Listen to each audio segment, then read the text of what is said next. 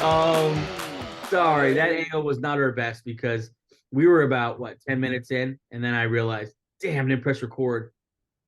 It's okay. We got a good test trial here. Now we're ready to go. Yes, that is the life of podcasting. That's happened a couple times already now. That's just 45 episodes in, and it's Maybe gonna you don't notice. Yeah, if you don't notice it, then you don't notice it. Like, that's a good job on us. But if you do notice it, sorry, we're not pros. Either way, welcome to Benched with the Tovar Brothers. I am Joey. This is Angel, and we are here for episode number 45 on this beautiful Friday, October 27th, 2023. Famous 45s. Michael Jordan, the GOAT. There's only one 45 that'll ever exist. Baby. Even though he only had it for a couple games, it wasn't very long, but still, it's still 45 is only number. He's the only guy who claimed 45 because he's the greatest basketball player of all time. Might be has the greatest shoe of all time, the Jordan. Absolutely. So I mean, he's the GOAT. So this is a Michael Jordan theme day for the show because he is 45. Yeah, I feel like this is my flu game because I'm tired from this traveling. I am now in San Diego. Just spent the last couple of days in Denver. Angels back home in LA. Looking forward to being home this weekend. Looking forward to Angels holiday, my wife's holiday, and I feel like everyone's holiday, Halloween, to get out of the way. Halloween! So that the real holiday people can celebrate Christmas. You're going to watch one scary movie, though. Like, just watch one even thriller. Just to put you in the let's see. Maybe I'll watch. So we were in the city of Estes Park yesterday, up in the mountains in Colorado, and they had this old theater, and they were showing The Shining. That's like a Halloween theme, and the theater was legit old. Like they hadn't touched it. It was really cool, and I tried to take my wife into it, and she wasn't having it. But I thought that would have been kind of cool. The Shining, yeah, I'm not a huge fan of scary movies, but The Shining is one of the greatest movies of all time. Apparently, I never seen it. It's all what I hear. So, real quick, what's the movie that scared you the most, like that you could remember? Pet Sematary. I watched that one as a kid. That one is tough. That movie. That one is tough. That ending. Pet Sematary. They remade it a couple years ago, like a remake. But the original one, I don't. It's like such a mental block in my head. I try to block it out because it's so terrifying. It's so irresponsible of our parents that I saw that multiple times before I was 10. Speaking of irresponsible of my parents, I was tricked into watching Chucky. It's like I remember I got home from school one day and you, our dad, and our brother were watching it. But it was the beginning where everything's happy, everything's like going well. Heck yeah. And they're like, "Oh, watch this movie with them." All right, sure. I'm maybe 4 or 5 or 6, somewhere around there. I say, no, there's dolls killing people, and I'm traumatized forever now. Yeah, thanks, Dad. Love you.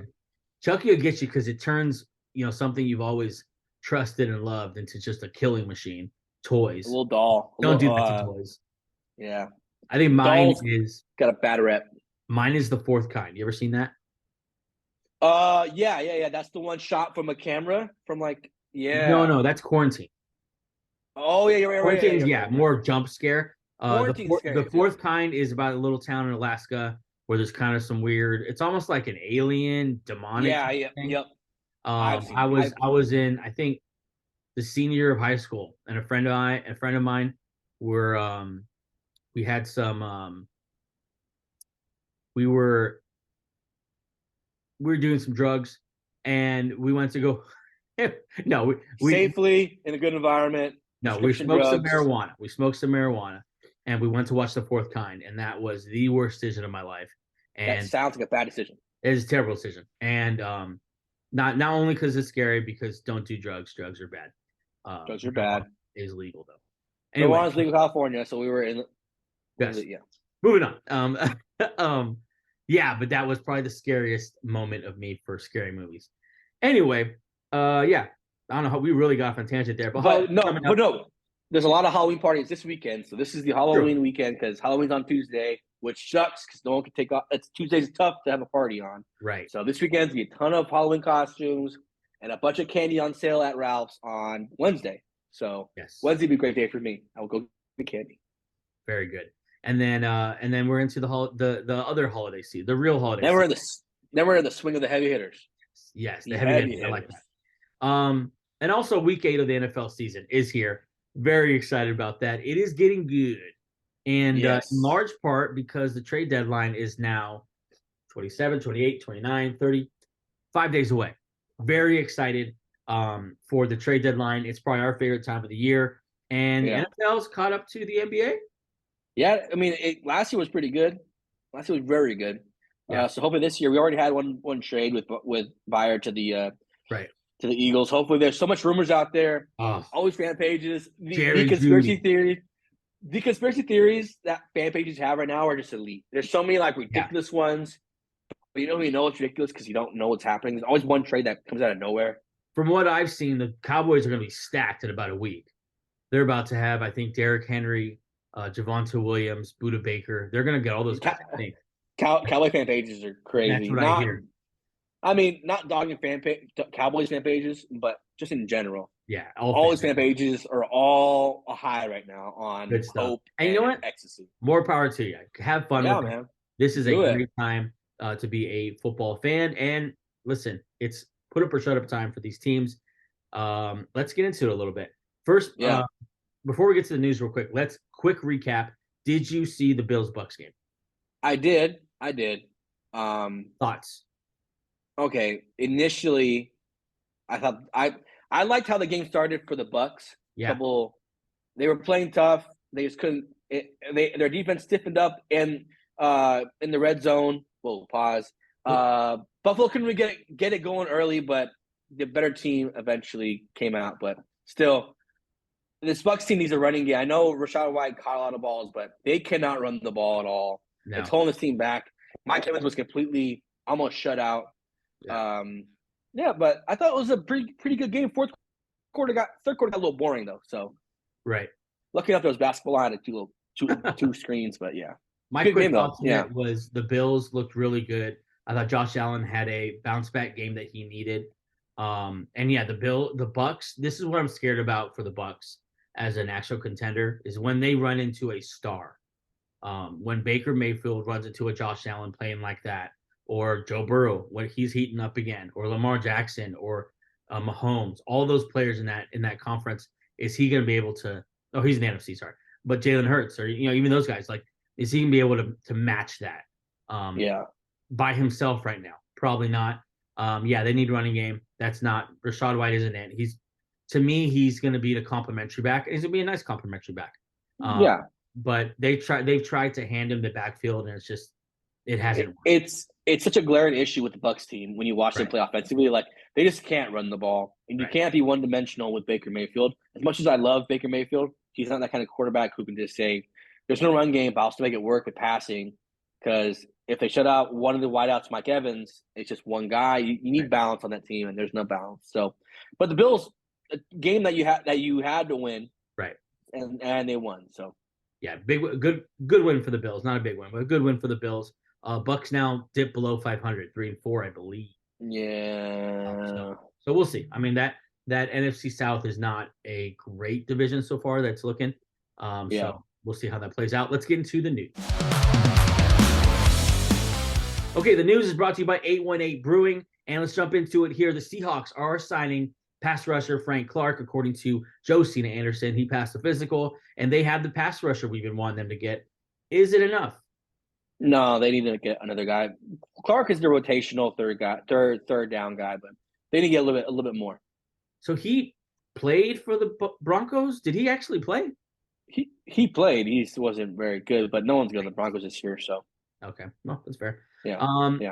Jets running back Dalvin Cook, a 4-time Pro Bowler, told the media that he is, quote, frustrated with his first 6 games with the Jets not being used the way he wants to be used, not being used, I think, the way he was told he was going to be used.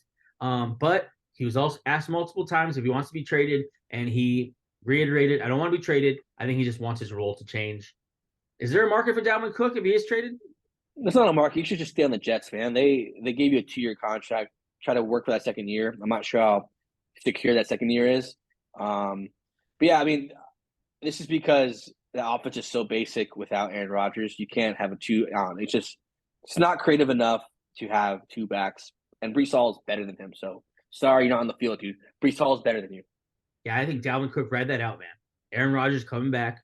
He's doing crazy things with that rehab, and he's gonna be there next year. And I don't think I mean it would be more of like a miracle if they had a run this year, but next year it's a legit probability. Yeah, you'll be there getting paid and not having to do the whole workload with Breece Hall, a absolute superstar in the backfield. I think ride that out. Good way to end your career. Dolphins cornerback Jalen Ramsey is planning a return to action, making his season debut against the Patriots Week 8. Very excited about this. What does this mean to the Dolphins? It's a lot for the Dolphins. We could see when you put a playmaker on the defensive side, he's not a coverage what he used to be. Look what happened to the Cowboys when they lost Diggs. It's just a different defense. We don't have a playmaker back there. Miami needs a kind of guy who can swing things. We've seen them play against good teams. They need a playmaker on defense. They have Hill on offense. They need a playmaker on defense to just kind of make things happen.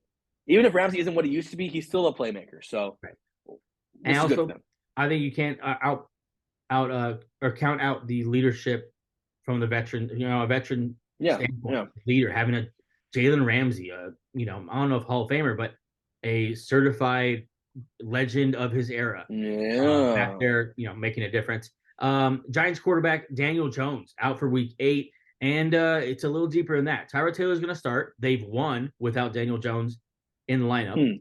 That's Giants. Interesting. Coach Brian Daboll says would not say if he was certain if Daniel Jones would return this year. He previously had said, "I don't have a crystal ball with injuries. I don't know." So thanks. He got a little touchy. Man. I don't have a crystal ball, man. Back up. You're the coach.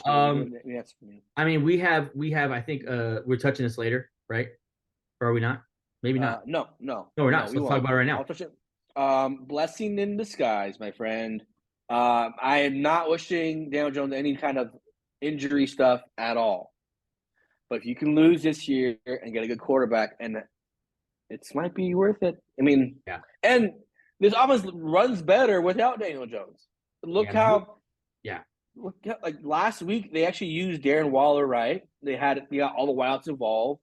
Saquon looked good. Like this is what you want. Daniel Jones just was a mistake signing him.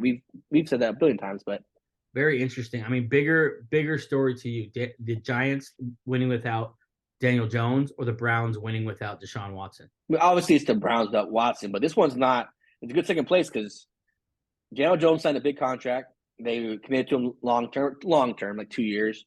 There's some goofy money at the end, but blessing in disguise, Giants fans. Might have a chance at Drake May or one of the other running quarterbacks. Yeah, sometimes the only way forward is to take a little step back, and that might be what you're doing right now. We're going to take a quick break. That is the news by 818 Brewing. We'll take a quick break, and we'll be back with Friday's questions, Sunday's answers, a segment where we ask the questions that can only be answered on the field on Sunday because that's how the Lord's Day is played. Be right back.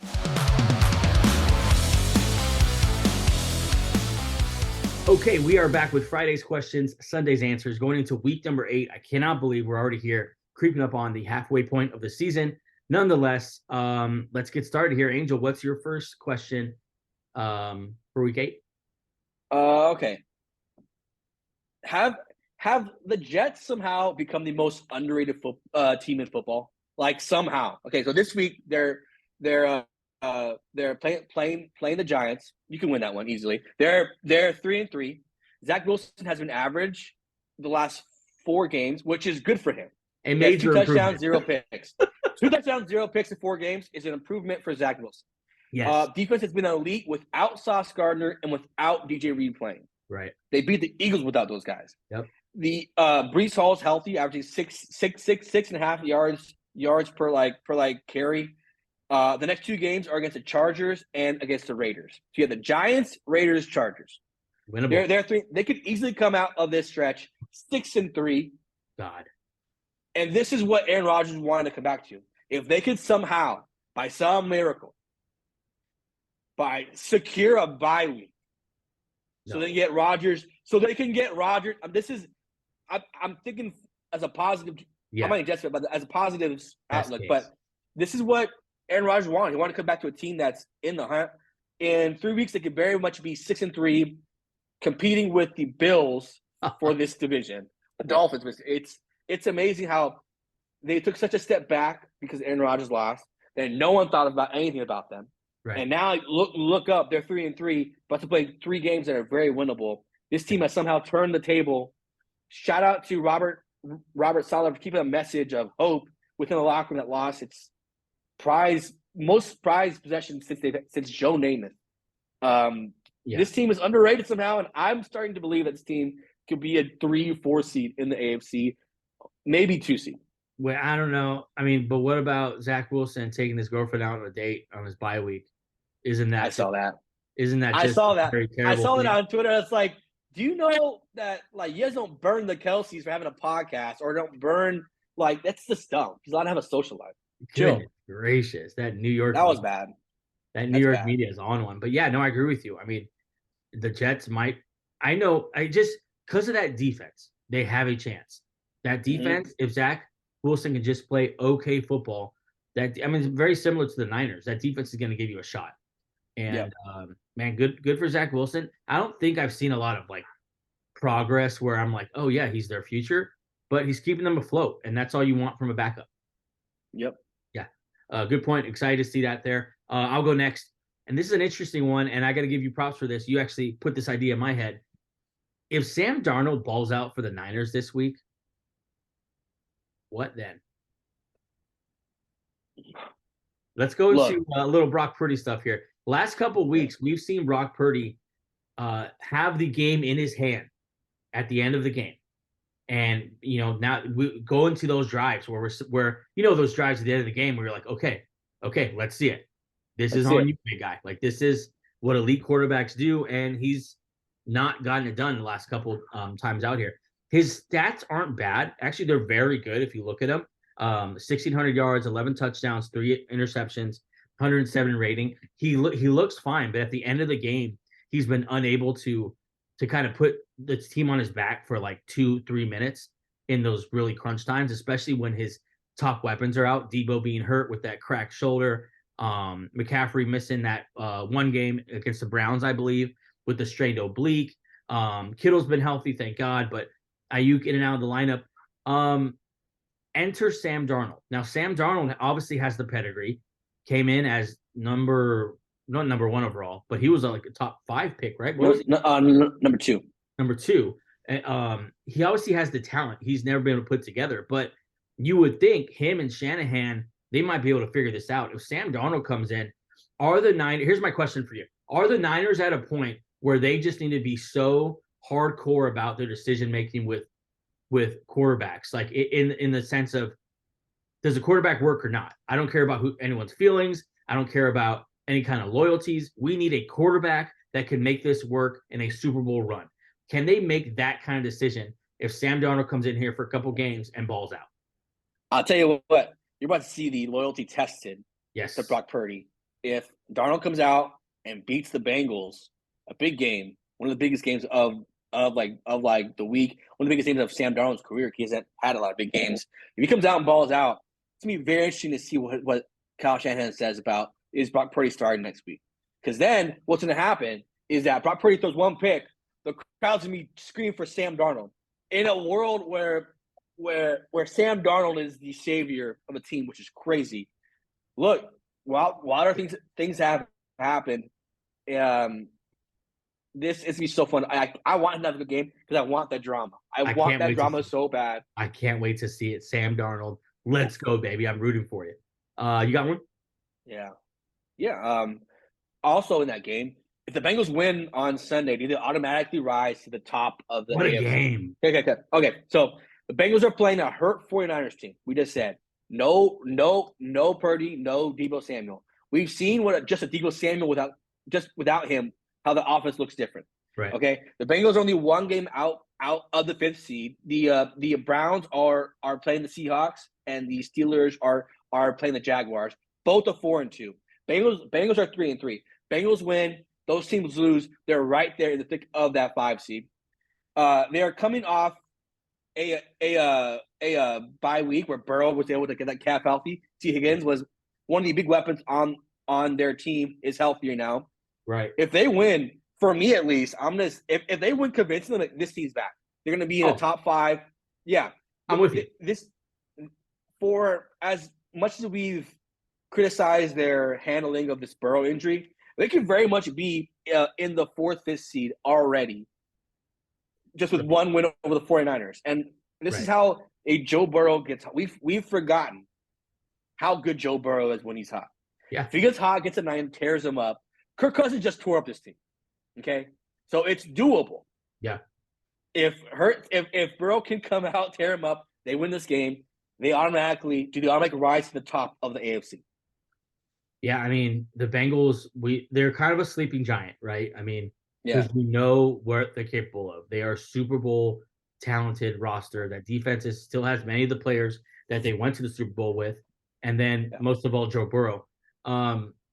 What a game as far as like storylines and what's like the outcomes are going to mean so many different things for whoever loses this game. It's a big game for both these guys. It's a huge game for both these guys. I'm not going to say must win because it's way too early to say that. Both these teams are going to have a future anyway, but it's a big game for the narrative of both these teams and how they see the rest of their season going. I'm with you. They win. Bengals, they're back in the conversation in the AFC. And this was my if Purdy can pull this one out, it's like okay, he's getting better. He just won a game where he needed to be, a lot of what they were, a big reason of why they won. Yeah, if Purdy plays and he performs well, if Sam Darnold plays and beats the Bengals, there's so many implications. If Sam Darnold wins, if he loses, it's Purdy's team.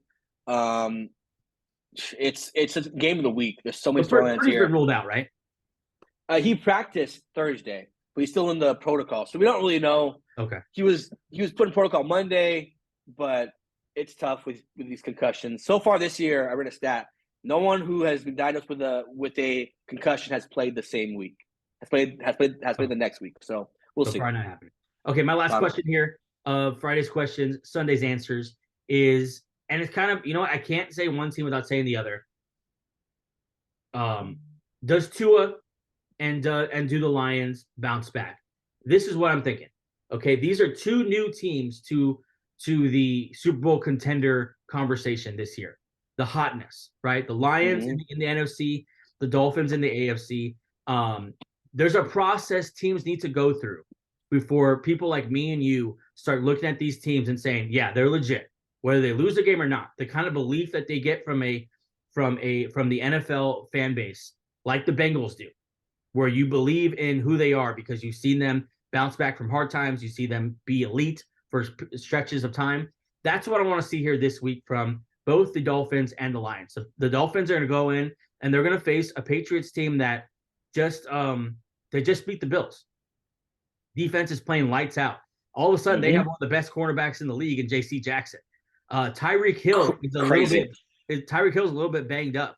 I mean, this is not the easy game that we think. Come to mention, how many crazy divisional games have we seen this year where teams that shouldn't be in it, the Bills and the Patriots last week, win it because these teams are so familiar with each other. I need to see Tua here step into this game against Bill Belichick and do his thing and bounce back and prove to us they are real contenders. They can bounce back from a tough loss. And the same thing with the Lions.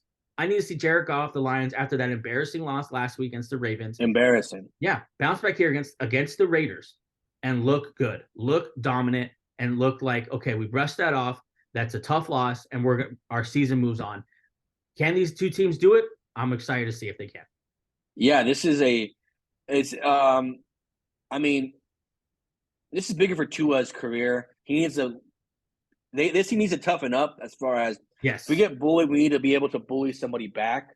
They haven't been good teams, but this is where you start to build these building blocks of if we get beat, we can always come back. And the Lions too. The Lions have been the hotness all year, then they got punched in the mouth. Right. Now I want to see what they're like after getting bullied. And I believe in the Lions more than I do the Dolphins at this point. Really? But I would like to see them both bounce back. And it'd just be fun if Miami can bounce back and prove to be one of the top teams because the AFC is just getting better. Right. And the Lions are just fun. I just love the Lions. I'm just bought in completely. So yeah, they're a lot of fun. That is Friday's questions, Sunday's answers. Very excited. Week 8 is going to be a good one. A lot of great games on the schedule here. We didn't even get a chance to talk about. We're going to take a quick break, and then we're going to be back with game picks in almost a minute. Yep. You good with that? Yeah, it won't be a minute, but we will try. Be right back.